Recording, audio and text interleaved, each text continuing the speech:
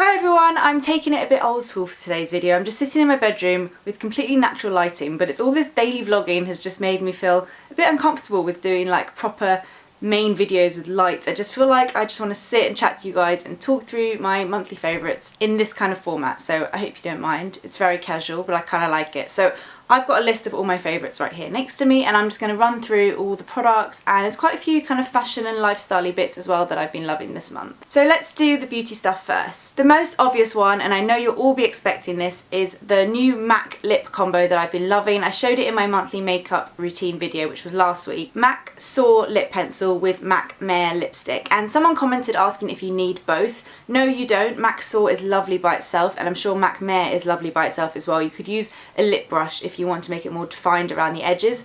Mare is such a great lipstick. It's matte and it literally doesn't budge at all. But the combo together I really love, and it's really long lasting. I mean, if you want this to last all day and all night, wear them together. It's like a really nice kind of mauvey pink, and I think it really flatters my skin tone. I've just loved wearing it. It's a different kind of look. I used to just kind of do natural or red. This is somewhere in between, and I think it's really nice for spring summer. Another lipstick I've been loving is from Lancome, and this is shade number 212. It's one of Lisa Eldridge's favourites, she told me herself, and it's a really nice kind of neutral colour. It's a bit like MAC Patisserie. It's very easy. I feel like MAC Patisserie, although I love it, it isn't that sheer, so it is quite like opaque when you apply it, whereas this one's a bit more sheer, so you really don't need a mirror. You can just whack it on like every day. So easy, and I really like the new packaging of their lipsticks. I think it's really chic. After meeting Lisa Eldridge in Paris, I noticed she was wearing really bright kind of orangey red nails, and she had a green Chanel bag, and I just thought it was so chic. They went so well. It was so nice to have like a bright pop of colour. So I was completely inspired by that, and I've been wearing this nail polish a lot this month. Oh, the lid's on backwards. This one is from the Nails Inc Victoria Beckham collection. She did two shades with them. One was like a milky pinky colour, and one was this bright orange red, which you can see here on the side, and this one is Judo Red. I absolutely love this. I think Chanel Holiday, which came out like years ago, maybe it was a limited edition. This is a bit like that, but I really like the quality of Nails Inc polishes. They don't chip on me, they last really well. Don't take today's nails as an example, they're so chipped. But yeah, this nail polish shade is so beautiful. I've been loving wearing it, and I love the matte white packaging as well. I gave you guys a sneak peek of this one in my monthly makeup routine, and I said it was going to be in my favourites, and it definitely is. It's the Too Faced Milk Chocolate Bronzer. They sent me a load of their different bronzers, which I did a blog post on, so I will link that down below, and I tried them all out, and this was by far my favourite. It's a matte bronzer, so it comes in milk chocolate, dark chocolate, and I think there's another one, I can't remember what it is, but this is like the lightest one. So it's like a light brown, and it's slightly lighter than Soap & Glory Solar Powder. So it's great if you want really natural looking bronze skin. It hasn't got any shimmer in it, which some people prefer, especially when it's sunny. I think too much shimmer can be a bit much. It's nice that it's matte, which means that you can contour with it. It's just such a great like all-round bronzer. And it smells like chocolate, which is a bit of a bonus really. So definitely one to look at. Today I'm wearing Solar Powder because I wanted a bit more bronze, but I've been using this every day. I've also been enjoying the Estee Lauder Revitalizing Supreme CC Cream. Now this is slightly different from some other CC creams. It's a bit like the Origins Vitasing, I think it's called. It comes out grey, and then when you start rubbing it into the skin, it turns skin colour. This is slightly darker than my natural skin colour, so I've been using this on days when I want to look a little bit more bronzed.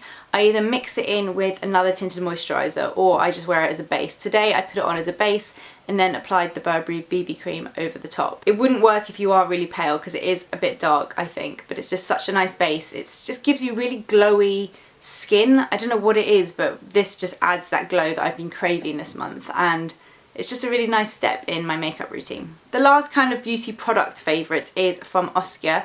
This has been in my skincare shelf for a couple of months now. It's the Get Up and Glow. I got this from Cult Beauty, and I really like it. I was so intrigued because it's a serum that has this like duochrome effect, and I wanted to see if that translates onto the skin, and it really does. As soon as you put it on, I use like 1.5 to 2 pumps.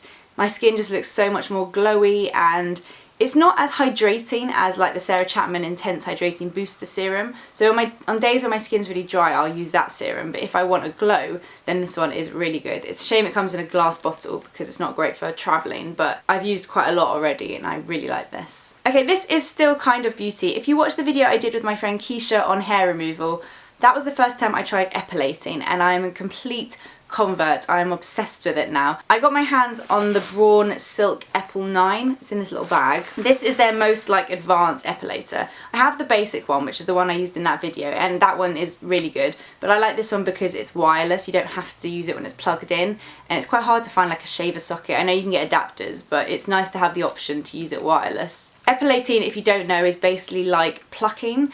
This thing, I'll turn it on now. It turns really fast and it plucks all the hairs. So growth is slower, your hair doesn't grow back as quickly. Like I did my legs before BeautyCon on the weekend, and they haven't really grown back yet, which is amazing because when I shaved I would have to do it every single day. So this has like changed my life.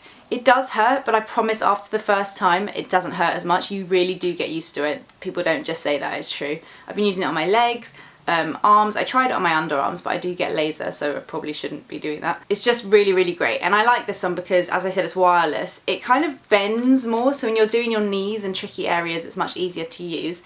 And this one came with a removable head as well. So this is like a little head that, it doesn't spin, but it like vibrates. And I found using this for tanning really good, just for like exfoliating your knees and elbows before you tan. So yeah, I'm converted. I did a blog post on epilating, so I will link that down below.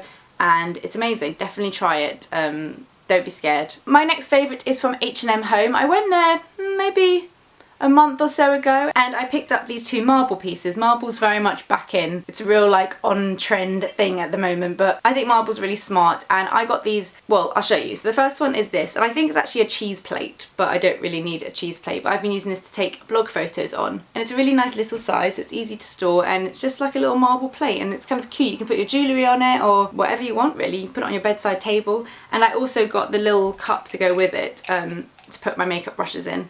And I think that's so smart. There's quite a few like marble DIYs on YouTube, I think, so if you want to do it yourself, I'm sure you can, but these are pretty affordable from H&M. Next up is my bag. This is from Brandy Melville, and I absolutely love this. I was looking everywhere for a fringed bag. A lot of them come in brown, like in tan, because that's kind of in with the whole 70s theme, but I love this one. It's black, it's got kind of bronzy gold hardware. I think it was £35, which is quite affordable. It has a zip that does up, and then it's got like two kind of tassels. It's a really nice size for every day. I've been wearing it so much. I wore it to BeautyCon. I've been wearing it like out all the time. I just love that whole like fringing thing. I think it's really cool, and I'm so glad I found that bag. And finally, my last favourite is a podcast called Biscuit. If you watch my vlogs, you'll know that I've been listening to them, and it's basically in-depth personal interviews with really well-known YouTubers. So I've listened to Tyler Oakley's, Troye Sivan, Miranda Sings, Hannah Hart, Mamrie, and Grace Helbig.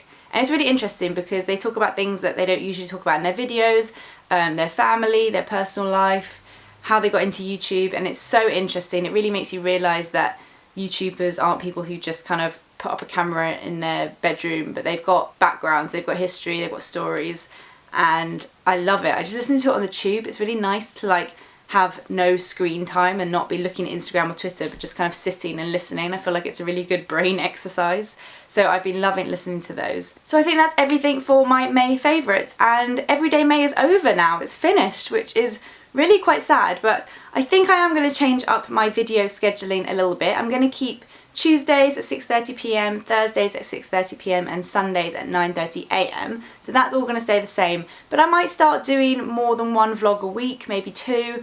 And I'm just in general going to try and make my videos a bit more casual and personal. I like challenging myself and being able to do creative videos, but I want to try and stay clear of just sitting in front of a camera and talking like this, if you know what I mean, because I feel like you guys prefer the more personal vloggy style. So I'm going to try and incorporate that into my main videos as much as I can, and I'm sure I will do daily vlogging again at some point.